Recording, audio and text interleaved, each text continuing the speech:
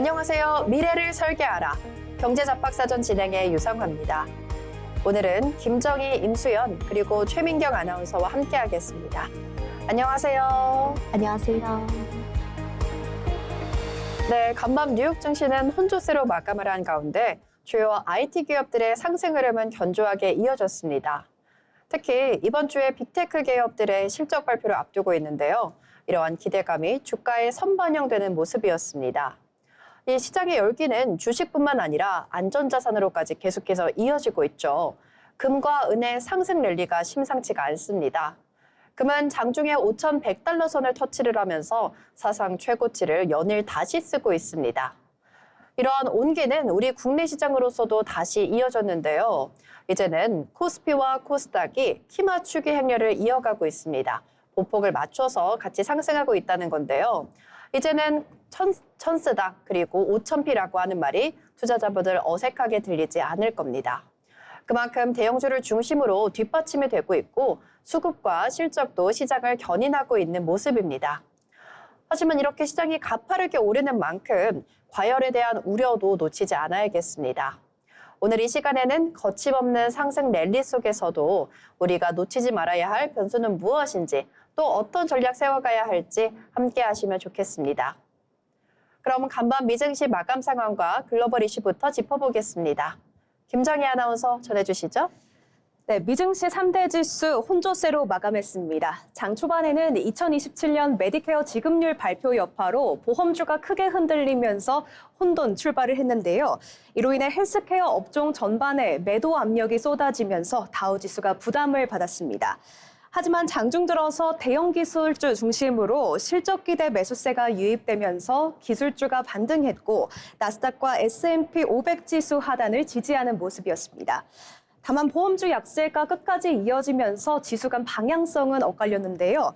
다우지수는 금융 헬스케어 부담 속에 0.83% 하락 마감했고 반면 기술주 비중이 높은 나스닥은 0.91% 상승, 그리고 S&P 500 지수 0.41% 상승으로 장 거래 마감했습니다.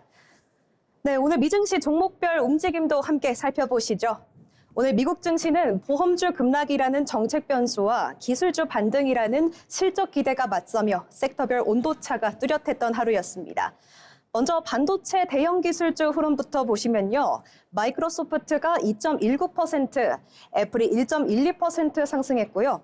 반도체에서는 엔비디아 1.10% 터치했고 브로드컴이 2.44% 올랐습니다.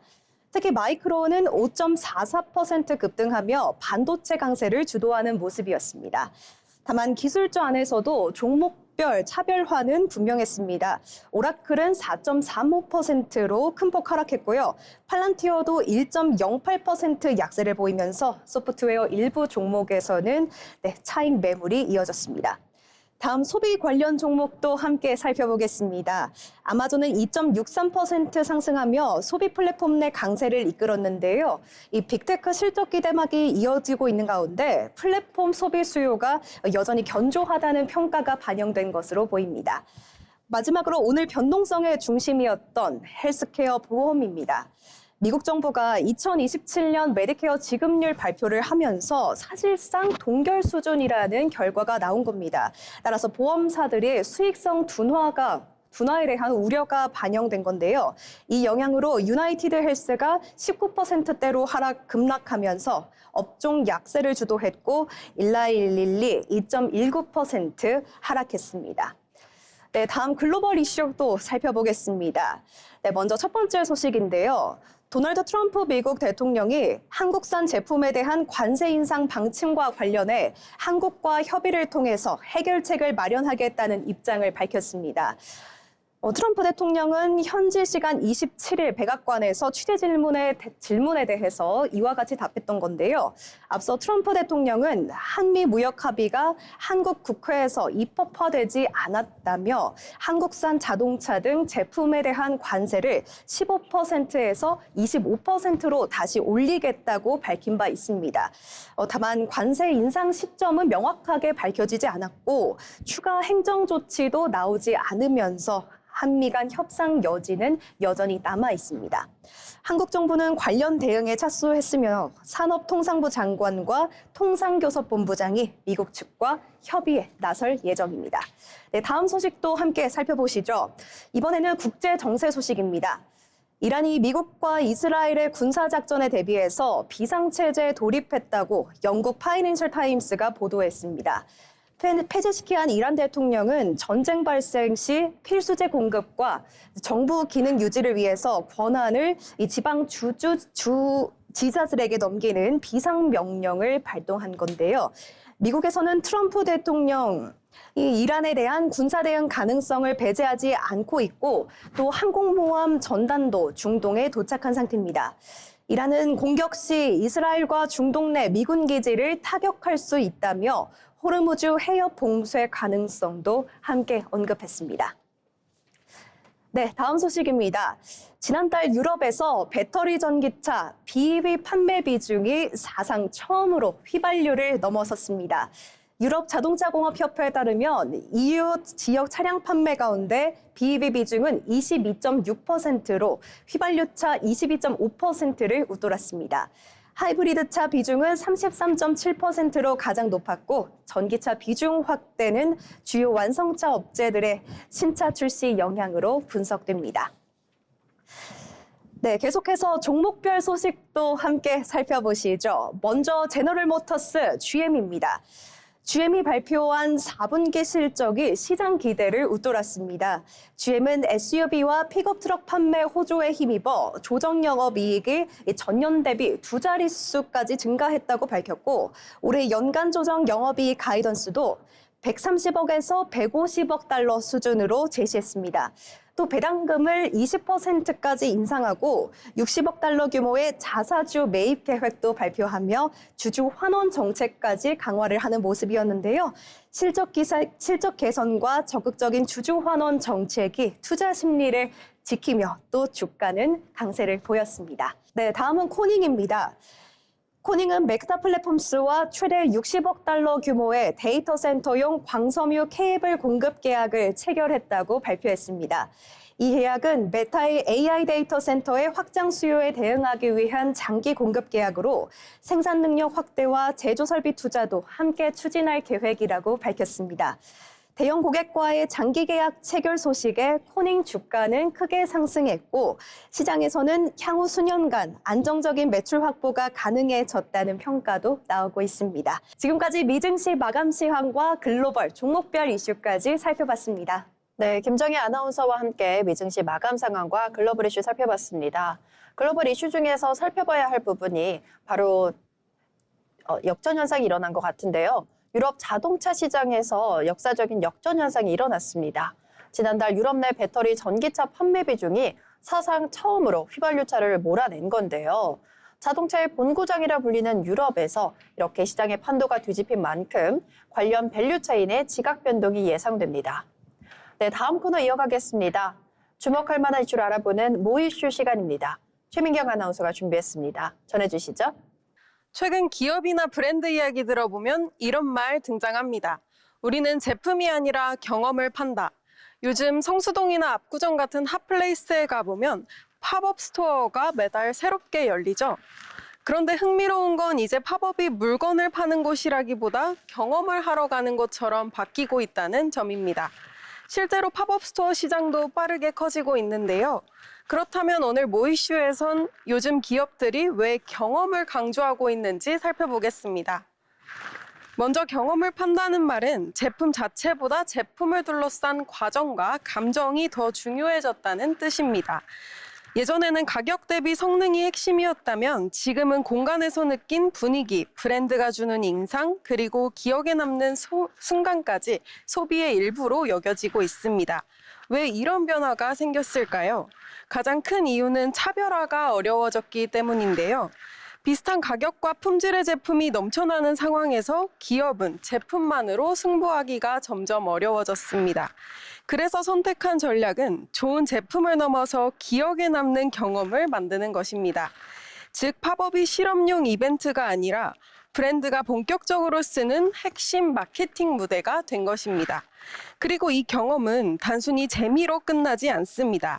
사람들이 팝업을 방문해 사진을 찍고 후기를 올리고 친구에게 공유하면서 자연스럽게 브랜드는 확산 효과를 얻습니다. 즉 경험은 소비자 입장에선 즐길 거리지만 기업 입장에서는 가장 강력한 홍보 방식이 되는 것입니다. 조금 더 와닿게 실제 사례로 보겠습니다. 성수에서 진행된 탬버린즈 블루 히노키 팝업은 향을 단순히 시향하는 수준이 아니라 공간 전체를 콘셉트로 설계해 전시처럼 체험하게 만든 방식이었는데요. 또 젠틀몬스터는 2025 포켓 컬렉션을 기념해 서울 성수에서 브라츠 설치물과 함께 체험형 팝업 공간을 운영했습니다. 이런 사례들의 공통점은 하나입니다. 제품을 진열해 설명하기보다 브랜드의 세계관을 공간으로 만들어 느끼게 한다는 점입니다. 이 흐름은 소비자의 선택 기준도 바꾸고 있습니다. 예전에는 무엇을 샀는가가 중요했다면 이제는 거기서 무엇을 기억했는가, 무엇을 경험했는가가 더 중요해졌다는 뜻이죠. 그래서 요즘 소비는 구매보다 방문이 먼저인 경우도 있습니다. 일단 가서 보고 체험하고 분위기를 느낀 뒤에 나중에 온라인으로 구매하거나 아예 다음 팝업을 기다리기도 합니다. 경험이 브랜드와 소비자를 연결하는 첫 접점이 된 것입니다. 기업도 광고 문구를 늘리기보다 공간과 스토리 연출에 투자하는 방식으로 방향을 바꾸고 있죠. 결국 경험 소비는 잠깐 유행이라기보다 소비 구조가 바뀌고 있다는 신호에 가깝습니다. 제품의 시대에서 기억의 시대로 넘어가고 있다는 신호인데요. 우리는 지금 물건을 사고 있는 걸까요? 아니면 경험과 기억을 사고 있는 걸까요? 지금까지 요즘 기업들이 경험을 파는 이유에 대해 알아봤습니다. 이상으로 모 이슈였습니다. 최민경 아나운서와 함께 팝업 스토어가 왜 이렇게까지 열풍인지를 잘 알아봤습니다. 연간 운영되는 팝업 스토어만 6,000개에서 무려 8,000개까지 달한다고 추산되고 있는데요. 성수동에서만 매주 운영되는 팝업 스토어가 50여 개에서 100여 개에 달한다고 합니다. 그만큼 열풍이 뜨거운데요. 이러한 배경에는 글로벌 IP와 팬덤 경제가 강화됐다는 것도 한몫하고 있습니다. 팬들이 함께 모여서 소통하는 공간으로서도 역할을 하고 있다는 부분까지 같이 알아두시면 좋을 것 같습니다. 이어서 국내 경제 뉴스 이어가겠습니다. 임수연 아나운서가 준비했습니다. 전해주시죠. 네, 오늘 브리핑 전해드리겠습니다. 한동안 전기차 업황 부진으로 소외됐던 2차 전기 종목들인데요. 관련주뿐 아니라 관련 ETF들까지 로봇 산업의 수혜를 얻어 강한 상승 흐름 보이고 있습니다. 최근 일주일 동안 ETF 수익률 상위권을 배터리 ETF가 대거 차지했다고 합니다. 그 배경은 역시 CES 2026 이후 휴머노이드 로봇 시장 확대에 대한 기대감이 되겠는데요. 로봇은 배터리 탑재 공간이 상당히 제한적이죠. 그렇기 때문에 고출력, 그리고 장시간 구동이 가능한 전고체 배터리가 핵심 기술로 부각되고 있습니다. 글로벌 기업들도 차세대 로봇의 전고체 배터리 적용을 검토하고 있습니다. 다만 로봇 산업에서 발생하는 2차 전지 수요, 2030년을 기준으로 전체 수요의 0.5% 미만, 아직은 제한적이라는 입장도 있습니다. 중단기 수요의 핵심이라고 한다면 여전히 전기차와 ESS라는 주장입니다. 한편 로봇 대장주로 부각된 현대차의 비중이 높은 자동차 ETF들도 동반 강세를 보였죠. 로봇 테마 자동차, 그리고 배터리 섹터 전반으로 흐름이 확산되고 있는 모습입니다. 로봇이라는 새로운 모멘텀을 안게 된 만큼 앞으로의 흐름은 눈여겨보셔야 될 것 같습니다. 다음은 브레이크가 고장난 은가격부터 알아보죠. 은값이 사상 처음으로 온스당 $100 호재를 돌파했습니다. 선물과 현물 나란히 뛰어넘었는데요. 최근 그린란드를 둘러싼 지정학적 긴장과 곧 수장이 바뀌는 연준의 향후 금리 인하 기대감, 그리고 미국의 대규모 적자 등이 가격을 밀어 올리고 있는 상황입니다. 은값은 지난 1년 동안 200% 넘게 상승했는데요. 산업 수요까지 몰려 가격은 더 크게 뛰고 있고요. 전문가들은 원자재 시장 전반으로 자금이 이동하고 있다면서 은값이 온스당 $150를 뛰어넘을 거라고 예측하는 한편 JP모건은 온스당 고점을 예측하는 게 무의미하다는 평가도 내리고 있습니다. 이처럼 은값이 장밋빛 전망들을 펼치고 있는데요. 과연 은값 폭등은 언제까지 이어질까요? 트럼프 negate announcements라는 말이 있죠. 일명 튜나라고도 하는데요. 트럼프 대통령이 강하게 발언을 한 후 한 발 물러서는 전형적인 협상 패턴을 일으키는 말입니다. 트럼프 대통령은 그린란드에 군사를 파견한 유럽 8개국에 대해 관세 부과 계획을 전격 철회했는데요. 트럼프 대통령은 나토 사무총장과 회담 후 본인의 SNS 트루스 소셜에 매우 생산적인 회담을 바탕으로 미래 합의틀 프레임워크를 마련했다고 합니다. 여기서 말하는 프레임워크는 어떤 걸 의미하는 걸까요? 시장에서는 크게 두 가지를 주목하고 있습니다. 첫째, 미국이 추진 중인 차세대 미사일 방어 체계 골든돔에 대한 북극의 거점 논의고요. 그리고 두 번째는 그린란드 내 광물권과 장기 투자 권한입니다. 트럼프 대통령 그린란드 소유에 대한 의지 자체는 전혀 후퇴하지 않은 모습인데요. 다만 눈에 띄는 변화도 있었습니다. 불과 며칠 전까지만 해도 군사적 옵션을 배제하지 않던 트럼프 대통령은 이번에는 무력 사용을 원하지 않는다며 군사 충돌 가능성에 선을 그었습니다. 트럼프 대통령이 관세 부과를 철회하고 군사적 옵션을 배제하면서 시장은 이번 이슈를 갈등 확대보다는 지정학적 리스크 완화 신호로 받아들이는 모습입니다. 이에 따라 증시 전반에는 불확실성 부담이 다소 줄었다는 평가도 나오고 있는데요.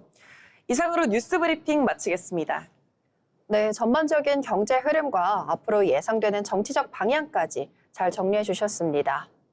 아울러 본 방송에서 제공하는 정보는 투자 판단에 대한 조언일 뿐 해당 종목 가치의 상승 또는 하락을 보장하지 않습니다.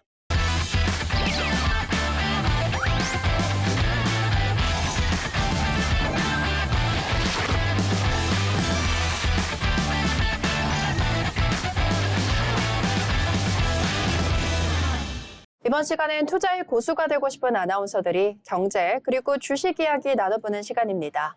먼저 오늘 시장 마감 상황부터 살펴보고 오겠습니다. 최민경 아나운서 전해주시죠. 수요일 마감 시황 전해드립니다. 도널드 트럼프 미국 대통령이 한국산 제품에 대한 관세 인상 발언을 철회할 가능성이 시사되면서 우리 지수 상승 마감했습니다. 연일 상승 흐름을 이어오던 코스피는 5,100선을 사상 처음으로 넘어섰는데요. 자세한 마감 상황 수치 살펴보시죠. 먼저 코스피 지수입니다. 코스피는 전거래일 대비 1.69% 상승한 5,170선의 거래를 마쳤습니다. 수급 살펴보면 개인이 1조 원 넘게 순 매수했고요. 외국인과 기관이 1,351억 원, 1조 380억 원 순 매도했습니다. 특히 오늘은 외국인과 기관이 팔자세를 보였음에도 개인의 매수세가 이를 받아내면서 코스피가 상승 마감했는데요. 전반적으로는 대형주 중심의 반등이 지수를 끌어올린 하루로 정리할 수 있겠습니다. 이어서 코스닥 지수입니다. 코스닥은 전거래일 대비 4.7% 오른 1,130선에 장 마감했습니다. 수급 동향 살펴보면 외국인이 2조 3천억 원, 기관이 4,800억 원 넘게 사자세 보인 반면 개인은 2조 원 넘게 팔아치우는 모습 보였습니다. 그럼에도 불구하고 외국인과 기관의 매수세가 지수 하단을 받쳐주면서 코스닥은 강세로 마감했습니다. 다음으로 시가총액 상위 종목 살펴보겠습니다. 먼저 코스피 대형주입니다. 반도체 투톱이죠. 삼성전자와 SK하이닉스 29일 실적 발표를 앞두고 AI 메모리 수요와 실적 가이던스에 대한 기대감을 키우는 분위기였는데요. 오늘 삼성전자는 1.82% 상승했고 SK하이닉스 역시 5% 넘게 상승하며 장 마감했습니다. 반면 두산 에너빌리티, 현대중공업 등은 오늘 잠시 쉬어가는 흐름 보여줬습니다. 다음은 코스닥 시총 상위 종목입니다. 코스닥 대형주들도 전반적으로 빨간불을 켠 하루였는데요. 특히 에코프로 형제가 나란히 상승했고 이 가운데 에코프로가 21.82% 상승하며 강한 상승 흐름 보여줬습니다. 또 에코프로 BM, 알테오젠, 레인보우 로보틱스도 6%대, 7%대 넘게 상승했는데요. 반대로 ABL 바이오와 코오롱 티슈지는 차익 실현 물량이 나오면서 오늘은 숨고르기 흐름을 보여줬습니다. 오늘 시장은 대외 불확실성이 일부 완화되면서 위험 자산 선호가 살아난 하루였는데요. 특히 코스피가 5,100선을 넘기면서 시장 분위기가 한층 더 달아오른 모습입니다. 내일은 5,100선 안착 여부와 실적 발표 이후 반도체 대형주가 지수를 계속 이끌어줄지 한번 확인해 보시면 좋을 것 같습니다. 이상으로 수요일 마감 시황 전해드렸습니다. 네, 최민경 아나운서와 함께 오늘장 마감 상황 살펴봤습니다. 코스피가 종가에서 5,100선을 돌파했습니다. 이렇게 코스피와 코스닥이 키맞추기 행렬을 이어가면서 보폭을 맞춰가며 성장하고 있는데요. 수급은 약간 엇갈리는 모습이었습니다. 코스피 시장에서는 외국인과 기관이 매도 우위였던 반면에 코스닥에서는 매수 우위였는데요. 이제는 코스닥이 주목을 받는 만큼 외국인과 그 기관에게 시선이 더 쏠리는 모습입니다. 이런 부분 참고하셔서 투자 전략 세워가시면 좋겠습니다. 네, 다음으로는 오늘장에서 주목받았던 개별 종목들 같이 살펴보겠습니다. 오늘의 특징주 먼저 김정희 아나운서와 함께 짚어보겠습니다. 전해주시죠. 네, 첫 번째 특징주는 LS 일렉트릭입니다. 네, 전일 호실적 발표 효과에 힘입어서 장 초반 강세를 보이며 신고가를 기록하기도 했는데요. LS 일렉트릭은 전력기기와 자동화 솔루션을 주력으로 하는 기업으로 특히 북미 데이터 센터향 전력 인프라 수요 확대에 직접적인 수혜주로 꼽히고 있습니다. LS 일렉트릭은 4분기 매출 1조 5,208억 원, 영업이익 1,302억 원을 기록하며 시장 컨센서스를 약 20% 상회하는 분기 기준 최대 실적을 달성했습니다. 실적 발표 이후 증권가에서도 잇따라 목표 주가를 상향 조정하면서 투자 심리가 빠르게 확산되는 모습입니다. 네, 차트 보시면요. 장중에는 최고가가 58만 2천 원으로 거래가 됐었고요. 54만 6천 원으로 거래를 시작해서 56만 8천억으로 거래를 마쳤습니다. 네, LS 일렉트릭에 대해서 살펴봤습니다. 전기차에 대한 수요가 계속해서 늘어나고 있다고 앞에서도 말씀드렸었는데요. 이러한 수요에 힘입어서 관련된 종목과 섹터들이 계속해서 좋은 흐름을 보이는 것까지 짚어봤습니다. 네, 다음 같이 보실 그 특징주는 바로 KG 모빌리티입니다. KG 모빌리티는 지난해 실적 개선이 뚜렷하게 확인이 되면서 오늘 매수세가 강하게 들어왔는데요. 지난해 별도 기준으로는 영업이익이 536억 원, 전년 대비는 무려 336%가 증가했습니다. 당기순이익도 531억 원으로 3년 연속 흑자 기조를 이어갔는데요. 매출 역시 사상 처음으로 4조 원을 돌파하면서 체질 개선이 숫자로 확인됐습니다. 여기서 특히나 눈여겨볼 부분은 바로 수출 실적인데요. 내수 판매는 다소 줄었습니다만 수출이 12% 이상 늘어나면서 전체 판매량을 방어했고 수출 규모는 11년 만에 최대치를 기록했습니다. 유럽과 중남미 등에서 신흥 시장에서의 브랜드 론칭, 스페인 관용차 공급 확대 등 하이브리드 같은 신차 효과가 실적 개선을 이끌었다는 분석입니다. 시장에서는 KG 모빌리티를 과거의 구조 조정 국면에서 벗어나 수출 중심의 실적 회복 단계에 들어선 자동차 기업으로 다시 보기 시작했습니다. 올해 신형 무쏘 출시까지 이어질 경우 실적 흐름의 연속성이 관건이 될 전망입니다. 오늘 흐름은요, 장중에 시가 3,655원으로 출발을 해서요, 10.71% 상승한 3,980원에 마감했습니다. 네, KG 모빌리티였고요. 다음 특징주는 임수연 아나운서가 전해주겠습니다. 전해주시죠. 네, 오늘 특징주는 바로 원익 QNC입니다. 원익 QNC 반도체 업황에 대한 개선과 자동차 시장 회복이라는 이중 모멘텀이 부각되면서 실적 반등 기대감이 현재 커지고 있는 상황인데요. 원익 QNC 업황 저점을 지나 점진적인 회복 국면에 진입하고 있다는 평가를 내놓고 있습니다. 실적 전망부터 살펴보면 올해 4분기 연결 기준 매출액은 2,467억 원으로 전분기 대비 7% 상승한 모습 보였습니다. 영업이익은 86억 원으로 전분기 대비 소폭 개선되며 흑자 전환이 유력하다는 분석이 나오고 있는데요. 여기에 삼성전자 파운드리 부문의 가동률 개선이 더해지면서 원익 QNC의 세정과 클리닝 부문 실적에도 긍정적인 영향이 기대되고 있습니다. 반도체 전공정 가동률이 높아질수록 소모성 부품과 세정 수요가 함께 늘어나는 구조이기 때문입니다. 사업 부문별로 보면 주력 쿼츠 사업부 매출은 1,046억 원으로 전분기 대비 5% 증가가 예상됩니다.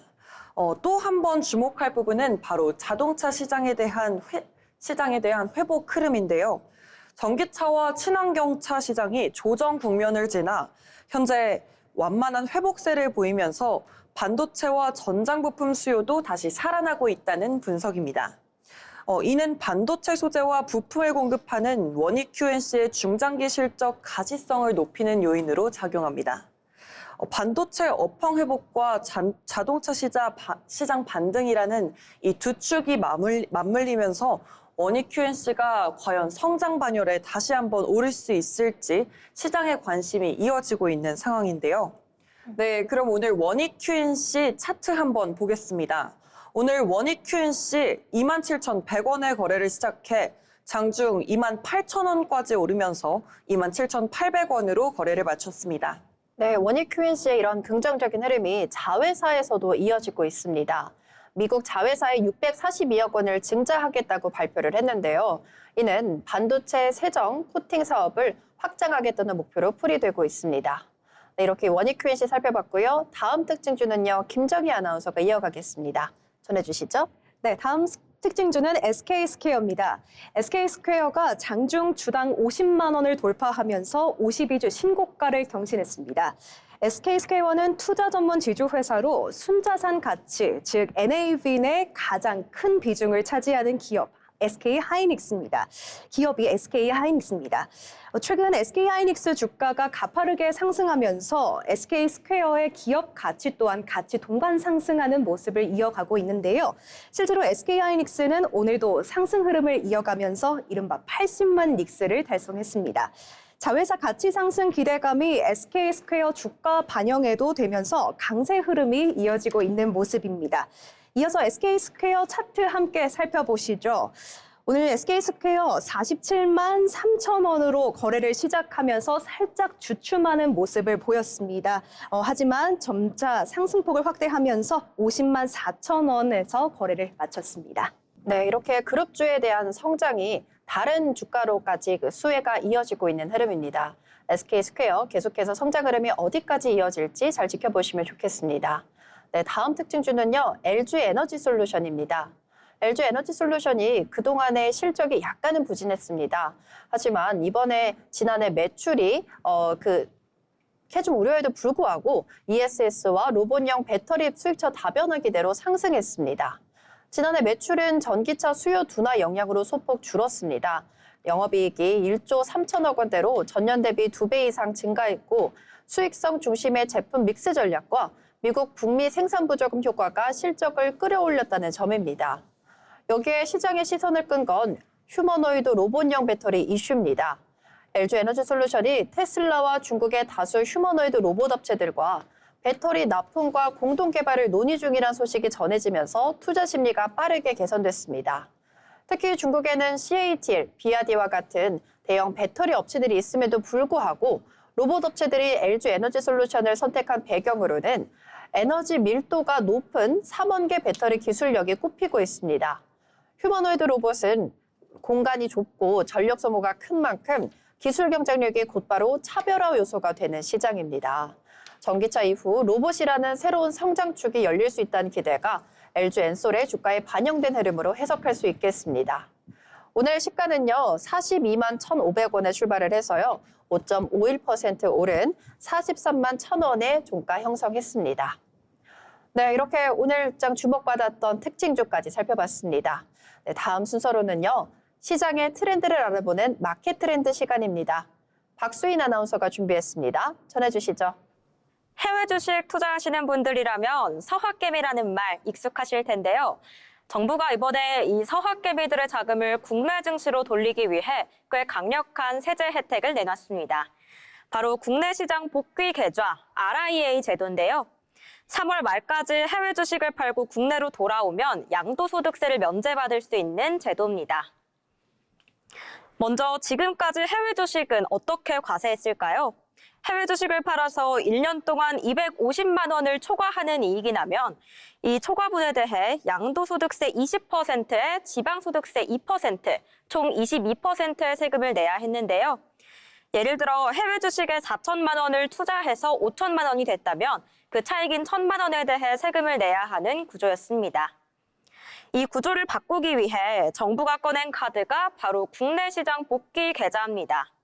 정부는 해외 투자에 묶여있는 자금을 원화로 전환해 국내 증시로 유도하고 동시에 환율 부담도 완화하겠다는 목적을 밝히고 있는데요. 실제로 고환율 상황에서도 서학개미들이 보유한 미국 주식의 규모는 1,700억 달러가 넘는 수준입니다. RIA 계좌는 이르면 2월 중에 출시될 예정인데요. 이 계좌를 활용하면 해외 주식 양도소득세를 조건에 맞게 크게 줄이거나 아예 면제받을 수 있습니다. 다만 아무나 아무 때나 되는 건 아닙니다. 조건이 꽤 명확하게 정해져 있는데요. 지난해 12월 23일 이전에 보유하고 있던 해외 주식만 RIA 계좌로 옮길 수 있습니다. 미국 주식뿐 아니라 일본, 유럽 등 해외 증시에 상장된 주식 전반이 포함됩니다. 중요한 건 지금 당장 팔면 안 된다는 점인데요. RIA 계좌로 먼저 옮긴 뒤 그 안에서 매도해야 세제 혜택이 적용됩니다. 다음은 가장 중요한 혜택 기준, 바로 매도 시점입니다. 정부는 해외 주식을 언제 파느냐에 따라 세금 감면 폭을 다르게 설정했는데요. 3월까지 매도하면 양도소득 금액의 100%가 면제되고요. 6월까지는 80%, 12월까지는 50%가 면제됩니다. 적용 한도는 1인당 해외 주식 매도 금액 기준 5천만 원까지입니다. 차익이 아니라 전체 매도 금액 기준이라는 점도 주의하셔야겠습니다. 실제 사례로 예시를 들어보자면 해외 주식에 2천만 원을 투자해 5천만 원이 됐다면 기존 제도에서는 600만 원이 넘는 세금을 내야 했는데요. 하지만 RIA 계좌로 옮겨 3월 말까지 매도하면 양도소득세는 0원이 됩니다. 연말까지 미뤄도 세금 부담은 절반 수준으로 줄어들게 되죠. 다만 조건이 하나 더 있습니다. 해외 주식을 팔아 마련한 돈은 1년 동안 RIA 계좌 안에서 국내 주식이나 국내 주식형 펀드에 투자해야 합니다. ETF도 포함되지만 미국 주식이 섞인 ETF나 채권형 ETF는 제외됩니다. 해외 주식 매도 금액 자체는 1년간 인출이 불가능하고요. 중도 해지하거나 돈을 빼면 세제 혜택은 받을 수 없습니다. 다만 국내 주식 투자로 발생한 원금 초과 수익은 수시로 출금 가능합니다. 이번 조세특례 제한법 개정안은 의원 입법 형태로 발의돼 2월 임시국회에서 논의될 예정이고요. 정부는 RIA 계좌를 포함한 관련 금융상품도 법안 시행 시기에 맞춰 순차적으로 출시하겠다는 입장입니다. 정리하면 국내 시장 복귀 계좌 RIA는 해외 주식 투자자에게 한시적으로 주어지는 상당히 큰 세제 혜택 제도입니다. 특히 3월 말 이전에 매도하면 혜택이 가장 크다는 점 기억해 두시면 좋겠습니다. 지금까지 마켓 트렌드였습니다. 네, 임수윤, 박수인 아나운서와 함께 마켓 트렌드에서 잘 알아봤는데요. 이재명 정부의 자본시장 활성화라는 기조에 정말 딱 들어맞는 정책이었던 것 같습니다. 해외로 나갔던 개인 투자 자금을 국내 주식과 펀드 시장으로 다시 되돌아오게끔 하면서 환율 안정이라는 목적까지 이룰 수 있을 것 같은데요. 투자자분들 잘 관심 가지시고 세제 혜택도 누리시면 좋겠습니다. 네, 다음 순서로는요. 기업에 대해서 알아보는 기업사전 시간입니다. 오늘의 기업은 임수연 아나운서가 준비했습니다. 전해주시죠. 네, 오늘 에코프로 한번 설명해 드릴 건데요. 에코프로의 경우 1998년 설립된 2차 전지 소재 전문 기업입니다. 환경 사업으로 출발했지만 현재 배터리 핵심 소재 기업으로 환경의 중심축이 완전히 이동한 상황인데요. 지주사인 에코프로를 중심으로 양극재를 담당하는 에코프로비엠, 그리고 전구체를 만드는 에코프로 머티리얼즈, 그리고 리사이클링을 맡은 에코프로 CNG까지 배터리 밸류체인을 수직 계열화한 구조가 특징인 기업입니다. 네, 현재 에코프로 그룹의 핵심은 단연 양극재인데요. 전기차 배터리에서 원가 비중이 가장 높은 소재로 배터리 성능과 직결되는 부품이죠. 에코프로비엠은 니켈 비중을 높인 하이니켈 양극재의 강점을 가지고 있는 기업인데요. 삼성 SDI, 그다음에 SK온 같은 글로벌 배터리 업체들을 고객사로 두고 있습니다. 단순 소재 공급을 넘어 고성능, 고밀도 배터리 시장을 겨냥하고 있다는 점이 특징인 기업인데요. 에코프로의 가장 큰 경쟁력은 하이니켈 기술력과 수직 계열화 구조입니다. 전구체부터 양극재, 그다음에 재활용까지 원자료 수급과 원가 관리가 가능하기 때문에 가격 변동성이 큰 배터리 시장에서도 상대적으로 안정적인 공급이 가능한 게 특징인데요. 특히 니켈 함량을 80% 이상으로 끌어올린 기술은 고용량, 장거리 전기차 시장에서 경쟁력을 높이는 요소로 평가받고 있습니다. 현재 에코프로의 성장 스토리는 글로벌 전기차 시장과 직접적으로 연결되어 있는데요. 미국과 유럽을 중심으로 전기차 보급 확대 정책이 이어지고 있고 또 이에 따라 배터리 전체에 대한 수요도 증가하고 있는 흐름입니다. 에코프로 역시 북미 시장 대응을 위한 현지 생산과 공급망 확대를 추진하며 글로벌 기업으로 전환 시도를 하고 있는 상황인데요. 에코프로 그룹 지금 전기차 시장 성장과 함께 빠른 외형 성장을 보여주고 있습니다. 다만 최근에는 배터리에 대한 가격 변동 그리고 전기차 수요 둔화 우려가 맞물리면서 실적과 주가 변동성도 함께 커진 상황인데요. 시장에서는 단기 실적보다는 장기적으로 바라보고 그거에 대한 평가가 주가의 흐름을 좌우하고 있는 그런 분석이 나오고 있는 상황입니다. 아무래도 투자자 입장에서는 주목해야 할 포인트가 3가지 정도 있는데요. 첫째, 글로벌 전기차 수요 회복 속도, 그리고 메탈 가격과 원가 구조에 대한 안정성, 그리고 이 에코프로가 북미 시장에 진출할 수 있는지, 그리고 고객사 확대 여부입니다. 특히 하이니켈 양극재 수요가 중장기적으로 얼마나 빨리 회복되고 있는지 이것이 에코프로의 주가의 방향성을 결정할 핵심 변수로 꼽히고 있는 상황입니다. 정리해보자면 현재 에코프로 단순한 테마주가 아니라 배터리 산업의 구조적 성장에 올라탄 소재 기업입니다. 단기적인 업황 변동성은 존재하지만 기술력과 밸류체인을 중심으로 전기차 시장의 확대의 수혜를 받을 수 있는 기업으로 평가받고 있는데요. 결국 에코프로 전기차 시장의 방향성을 함께 점검하며 중장기 시각에서 바라볼 필요가 있는 종목이라 할 수 있습니다. 지금까지 기업로그였습니다. 네, 임수연 아나운서와 함께 에코프로에 대해서 알아봤습니다. 코스닥에서 굉장히 단단하게 탄력을 받쳐주고 있는 종목이죠. 오늘 또한 에코프로 형제가 나란히 빨간불을 보여줬는데요. 투자자분들 이런 에코프로의 스토리에 대해서도 함께 알아가시면 좋겠습니다. 네, 다음 순서 이어가겠습니다. 시장의 흐름과 산업 동향을 알아보는 투자 리포트 시간입니다. 김정희 아나운서가 준비했습니다. 전해주시죠. 네, 오늘 투자 브리핑에서는요, 최근 글로벌 금융시장을 다시금 긴장시키고 있는 빅 이슈죠. 이 트럼프 대통령의 관세 위협 발언과 이에 대응하는 타코 트레이드 전략에 대해서 설명드리겠습니다.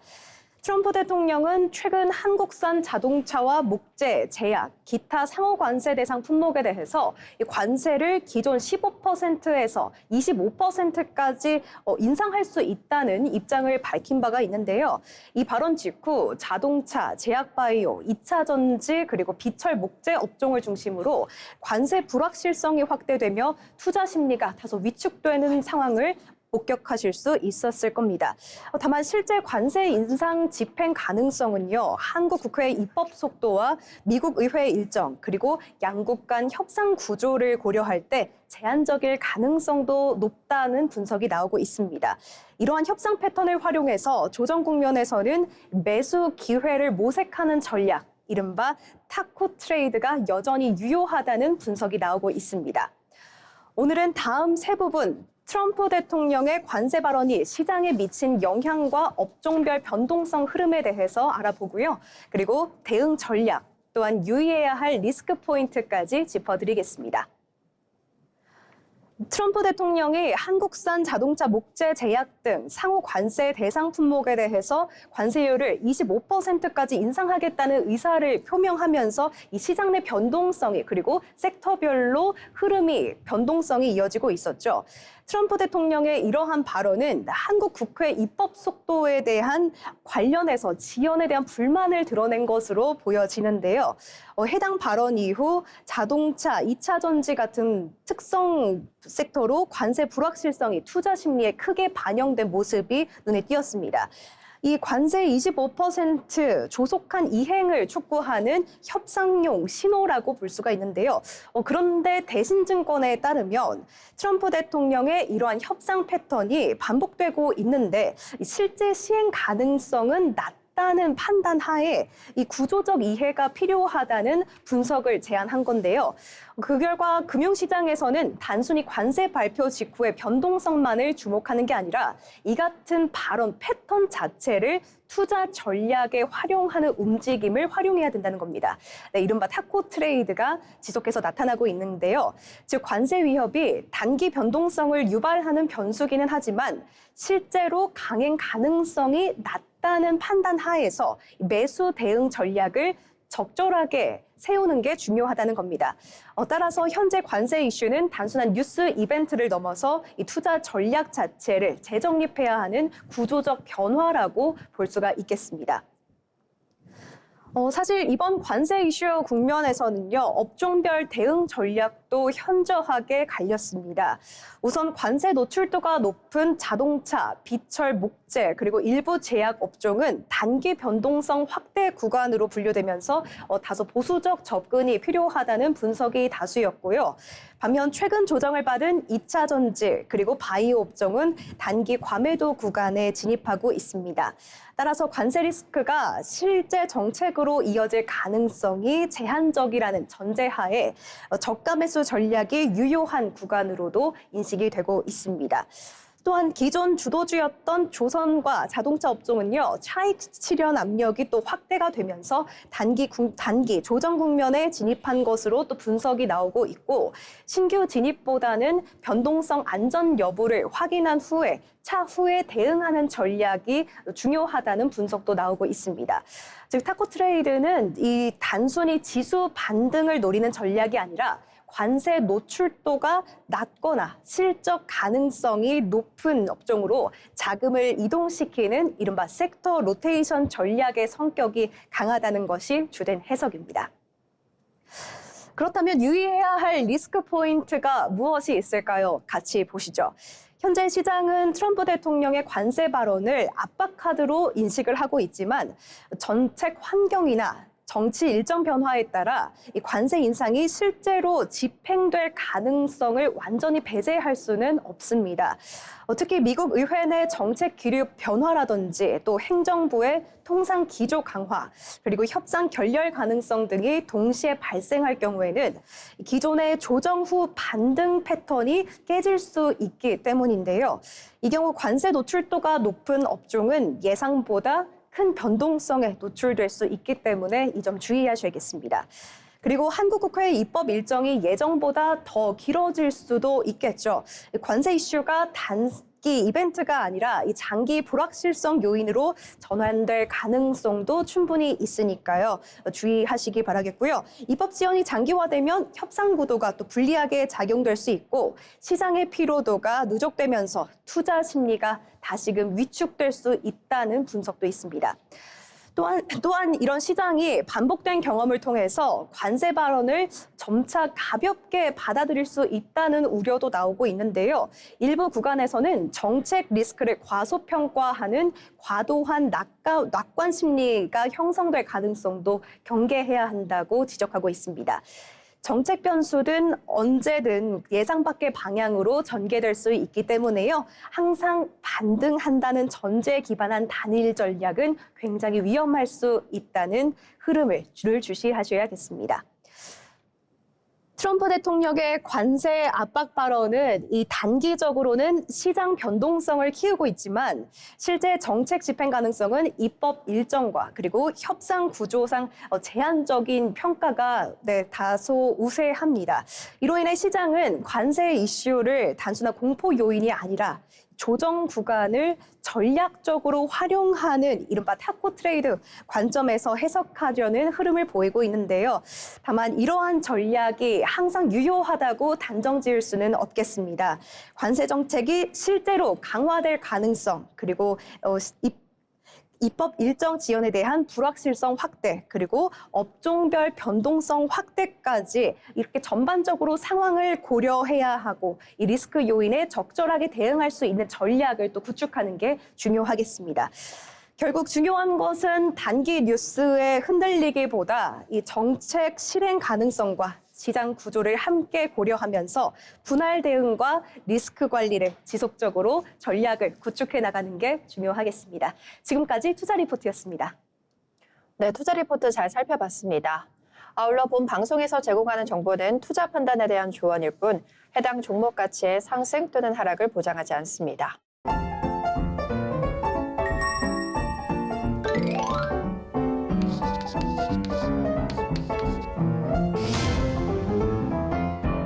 네, 오늘 방송 마칠 시간이 됐습니다. 오늘 장 어떻게 봤는지 우리 아나운서들과 함께 한마디로 정리해 보겠습니다. 먼저 김정희 아나운서 오늘 장 어떻게 보셨을까요? 네, 사실 요즘 코스피, 코스닥 동반 상승세가 좀 긍정적인 흐름을 보였습니다. 하지만 글로벌 시장이 어떻게 또 변동이 일어날지 모르겠는 상황에서 상황을 계속해서 주시하는 전략이 정말 중요할 것 같습니다. 네, 어떤 변수가 또 있을지 모르기 때문에 상황을 주시해야 한다는 점 잘 짚어주셨고요.